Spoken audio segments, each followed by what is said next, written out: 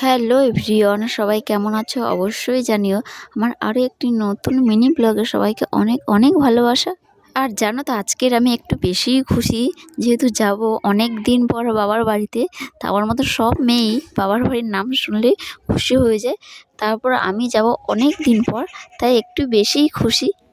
আর জানো তো, ছোট্ট মেয়েকে নিয়ে যাব বলে অনেক সকাল সকাল বার হয়ে পড়ছিলাম, তাই খুব বেলা হয়নি জানো তো, ওই 9টা সাড়ে 9টার মধ্যে বাড়িতেও পৌঁছে গিয়েছি।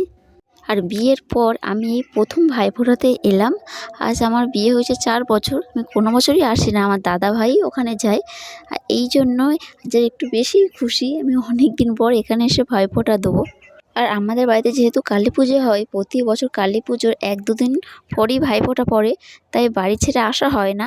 তা আজকে একটু 3 দিন পর ভাইফোঁটা পড়েছিল, তাই আসতে পারলাম। আর মাকে বলেছিলাম সব কিছু গুছিয়ে রাখতেই, তাই আমি এসেই আর আমি চেঞ্জ করিনি।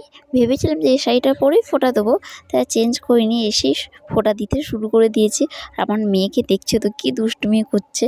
নতুন জায়গাতে এসেছে, ওর একটুও ভয় লাগছে না, ও এসেই দুষ্টুমি শুরু করে দিয়েছে। ওর জন্যে আমার একটু বেশি আশা, যে অনেক দিন ও মামার বাড়ি আসেনি, এইটাই হলো তার একটা কারণ। আর এখানে দেখো আমার মার রান্নাবান্নাও হয়ে গেছে। তা চলো, আজকে মিনি ব্লগটি কেমন লাগলো অবশ্যই কমেন্টে জানিও। টাটা।